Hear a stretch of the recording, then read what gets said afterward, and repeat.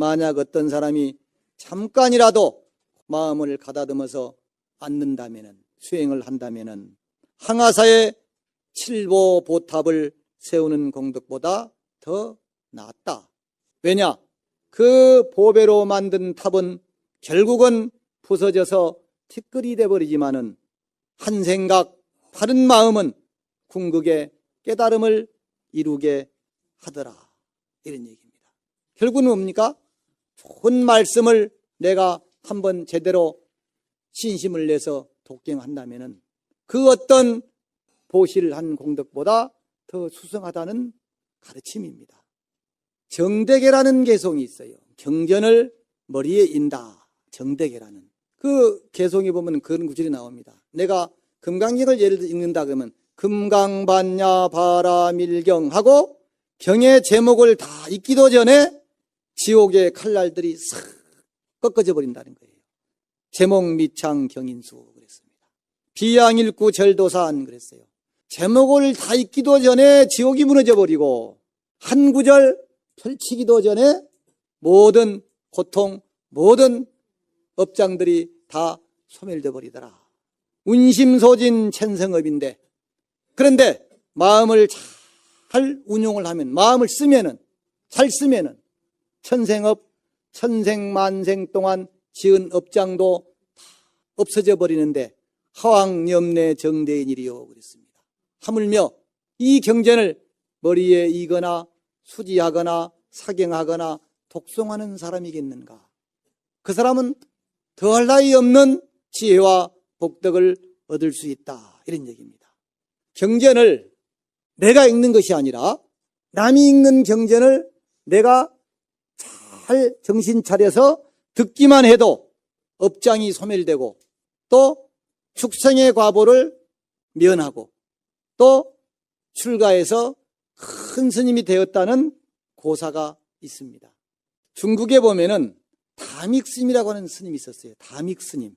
이 다믹스님이 그 유명한 여산 해원선사 밑에서 공부를 했고 또 구마라습 잘 아시죠? 유명한 역경가 구마라습 존자 구마라습 스님에게 수학을 했습니다. 사사를 했습니다. 이분은 법화경 한 부를 다 그냥 절절자절 외웠대요. 늘 법화경을 독송을 했고 그래서 저 산속에다가 풀로 암자를 조그마한 토구를 짓고 법화정사다 이렇게 이름을 해서 30년을 그 산중에서 나무 열매를 따먹고 풀을 채취하고 이렇게 해서 수행을 하고 살았다. 그런 기록이 있습니다. 그런데 이 다믹스님의 전생 이야기입니다. 다믹스님이 전생에 꿩이었어요. 꿩. 날아다니는 꿩 하는 꿩이요. 꿩이었어요. 산중에 살았는데 그 산에 법지라고 하는 스님이 암자를 지어놓고 경전을 늘 독송을 합니다.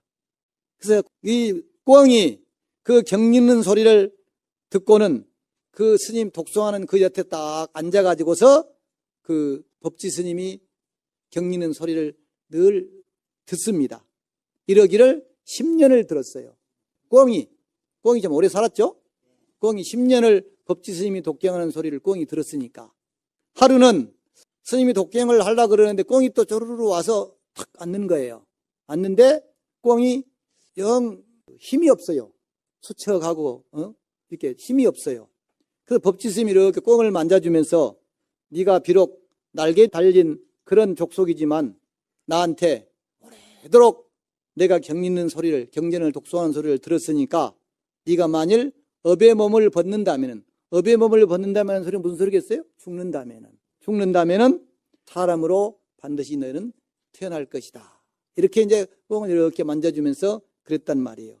그 말을 했는데 그 다음날 아침에 보니까 꿩이 죽었어요. 그래서 꿩을 잘 묻어줬습니다. 그때 그날 밤에 이 법지 스님이 꿈을 꿨어요. 동자가 딱 절을 하면서 말하기를 어떤 동자가 딱 꿈에 나타나요. 그러면서 말하기를 스님 저는 그 꿩입니다. 스님의 독경하는 소리를 들은 공덕으로 제가 꿩의 축생의 볼을 벗고 이제 왕씨 집안의 남자로 태어나게 됐습니다. 그런데 무엇으로서 제가 전생에 꿩이었다는 것을 스님이 아실 수 있냐면은 제 오른쪽 겨드랑이에 꿩의 솜털이 뽀송뽀송 조금 남아있을 것입니다. 꿩털이 여기에. 그걸로 제가 그 스님한 독경하는 소리를 들었던 꿩의 후신이라고 하는 것을 증명이 될 것입니다. 그래요? 후에 이제 한참 지났어요. 몇 년이, 수년이 지났어요. 그 인근에 사는 왕씨라고 하는 사람이 스님들을 청해서 공양을 베풉니다. 제를 올려요. 그래서 이 스님들 가셨겠죠. 그 왕씨라고 하는 집에. 갔더니, 문 앞에 또 갔더니 꼬맹이 하나가 쪼르르 나오더니, 아이고, 스님 오셨습니까? 이렇게 탁 인사를 하더라는 거죠. 그래서 이제 이놈이, 그놈인가, 이제 꿈이 꾼 게 생각이 나서 탁 보니까 오른쪽 겨드랑이 밑에 꽁털이 이렇게 조금 나 있는 거예요. 그게 더 의심스러워서 법화경을 다 갖다 줬더니 그 긴 법화경을 한자도 안 틀리고 줄줄줄줄줄 외고 있는 겁니다. 신기하죠? 이걸 믿어요? 믿어야 되는 거예요. 부처님의 경전이 이와 같은 공능이 있다는 거예요. 축생의 과보도 면하게 하고 인도 환생을 해서 수행을 하겠다니까요. 이 아이가 출가를 해서 그런 인연으로 본명이 담익이라고 지은 겁니다. 그 익자가 무슨 익자냐? 날개 익자입니다. 그 담익 스님이에요. 그 담익장이라고 하는 그 장에 보면 이 얘기가 나옵니다. 그래서 내가 직접 읽는 것도 좋지만은 남이 읽는 걸 듣기만 해도 이런 공덕이 생긴다고 하는데 우리는 옆에 사람 기도하고 독경하고 하면 방해하면 안 됩니다.